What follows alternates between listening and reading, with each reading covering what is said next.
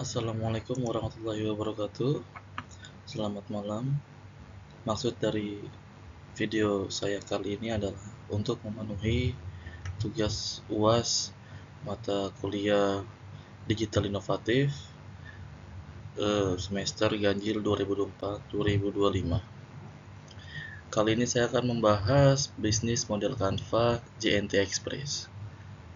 Pada awal kedatangannya, JNT Express adalah sebuah perusahaan ekspedisi yang awalnya hanya untuk mengirimkan produk dari HP Oppo, karena perusahaan ini adalah anak dari Oppo. Nah, namun seiring berkembangnya waktu, JNT terus membesarkan perusahaannya sehingga dibukalah jasa kurir yang sekarang berjalan ini.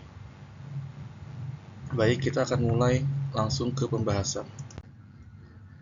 Nah, di sini ada bisnis Canvas terkait JNT Express. Pertama ada Key Partners. Key Partners untuk JNT Express adalah penyedia layanan logistik tambahan untuk mencakup area tertentu, rekan e-commerce untuk integrasi langsung dengan platform, dan produsen kemasan dan peralatan untuk pengemasan dan perlindungan barang. Ini adalah beberapa partners untuk dari JNT Express. Dan key activitiesnya, pertama ada pengumpulan paket dari pengirim, pengelolaan dan pemrosesan paket di pusat distribusi, transportasi paket ke pusat layanan dan titik searah. Lalu ada layanan customer service. Nah, untuk key resource-nya ada jaringan transportasi, truk, pesawat, dan kendaraan lainnya, pusat distribusi dan fasilitas penyimpanan, teknologi informasi untuk pelacakan dan manajemen pengiriman, tenaga kerja seperti kurir, operator pusat distribusi, personel layanan pelanggan. Untuk value proposition-nya, pengiriman cepat dan andal, jaringan luas, titik searah, dan pusat layanan, pemantauan pengiriman real time, layanan pelanggan yang responsif, serta harga yang kompetitif.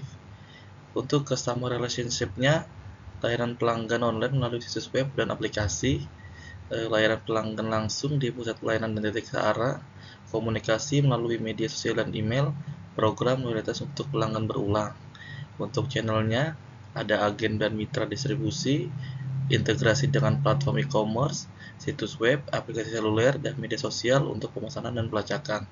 Untuk customer segmentasinya adalah pelaku bisnis online, masyarakat yang ingin mengirim barang di luar radius 5 kilo dan sampai 10 km. Untuk revenue streams-nya, biaya pengiriman yang berasal dari pengirim ini bervariasi tergantung pada jenis layanan. Dan ada cost structure.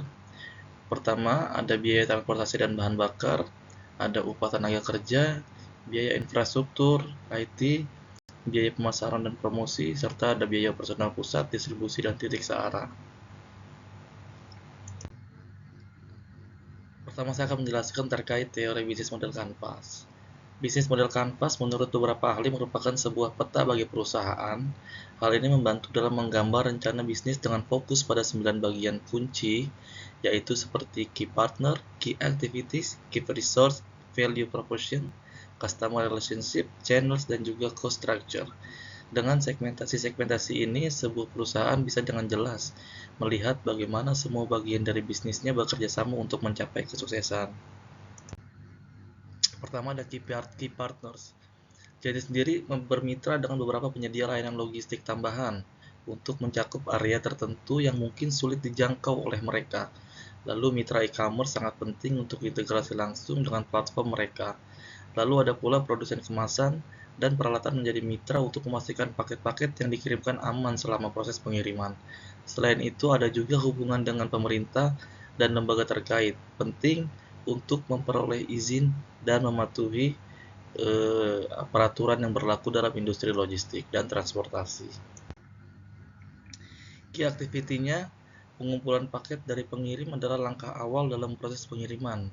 Lalu pengelolaan dan pemrosesan paket di pusat distribusi dilakukan untuk mengatur dan memproses paket-paket yang selanjutnya akan dikirimkan.